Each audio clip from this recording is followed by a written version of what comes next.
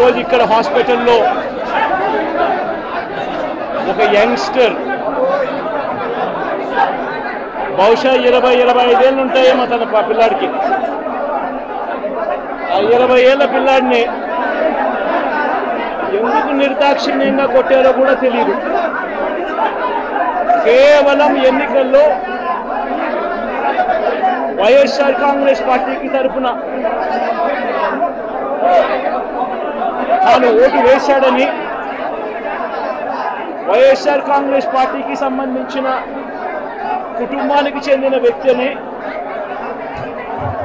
అతి దారుణంగా కావాలని అదే పనిగా వేంపల్లెకు అదే పనిగా ఒక వెహికల్లో వచ్చి దారిలో పోతా ఉన్న పిల్లోడిని బైక్ ఆపి నిర్దాక్షిణ్యంగా కొట్టి హాస్పిటల్ పాలు చేస్తూ ఉంటే ఏమి సాధిస్తూ ఉన్నారు? ఇంతవరకు పులివెందుల్లో ఎప్పుడు ఇలాంటి సాంప్రదాయం లేదు. ఎన్నో ఎన్నికల్లో చేశారు, ఎప్పుడు పులివెందుల్లో ఇలాంటి సాంప్రదాయం లేదు. ఎన్నికలు అయిపోయిన తర్వాత ఓటు వేయని వారిని కొట్టే కార్యక్రమం ఎప్పుడు జరగల. రాష్ట్ర వ్యాప్తంగా కూడా ఒక భయాందోళన వాతావరణం క్రియేట్ చేయడం కోసం అని రాష్ట్ర వ్యాప్తంగా ఇదే చేయిస్తూ ఉన్నారు దగ్గరుండి. ఏం సాధిస్తారు దీనివల్ల? మీరు వేసే ఈ బీజం చేసే ఈ చెడు సాంప్రదాయం రేపొద్దున మళ్ళీ తెలుగుదేశం పార్టీ కార్యకర్తలకి చుట్టుకుంటుంది. చంద్రబాబు నాయుడు అనుకుంటా ఉన్నాడు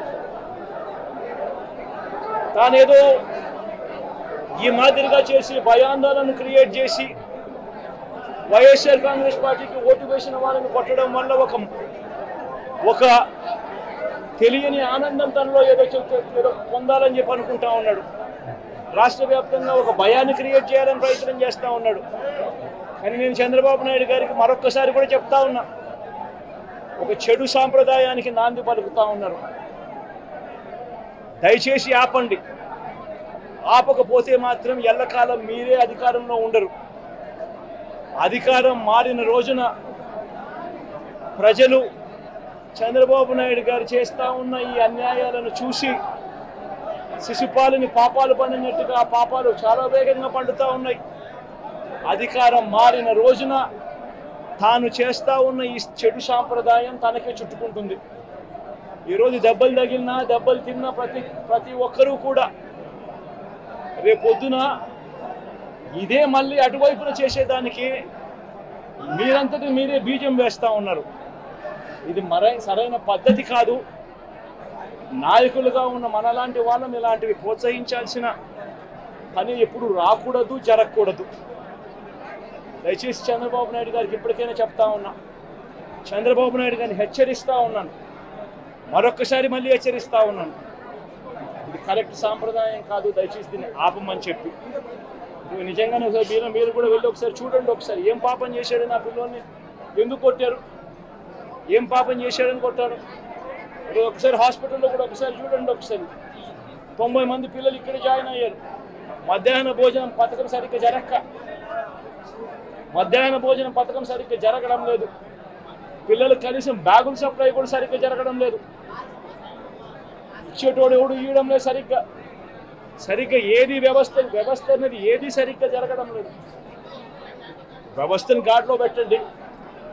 మీరు ప్రజలు మిమ్మల్ని ఏదైతే ఓటు వేశారో ఒక కారణం చేత మీరు ప్రజలు 10% మంది ఓట్లు, మాకు రావాల్సిన 10% మంది ఓట్లు మీకు వైపు డ్రిఫ్ట్ అయ్యాయి అని అంటే కేవలం మీరు చేసిన మోసపూరిత వాగ్దానాల వల్ల డ్రిఫ్ట్ అయ్యాయి. ప్రజలు మీ దగ్గర నుంచి ఎక్స్పెక్ట్ చేస్తూ ఉన్నారు. రైతులు అల్లాడిపోతూ ఉన్నారు, రైతు భరోసా అందక. పిల్లలు అల్లాడిపోతూ ఉన్నారు, పిల్లలు బడులు స్టార్ట్ అయ్యాయి, కానీ తల్లులకు అమ్మఒడి కార్యక్రమం ద్వారా వస్తూ ఉన్నది రావడం లేదు. తల్లులు ఎదురుగా ఆశగా ఎదురు చూస్తూ ఉన్నారు. వాళ్ళని చూసుకోండి. అక్క చెల్లెమ్మలకి ఇస్తామన్నారు నెల 1500 రూపాయలు, అది ఇచ్చే కార్యక్రమం చూసుకోండి. ఇంటింటికి ఉద్యోగం అన్నారు, ఉద్యోగం ఇవ్వకపోతే 3000 రూపాయలు ప్రతి ఇంటికి నిరుద్యోగ వృత్తి అన్నారు.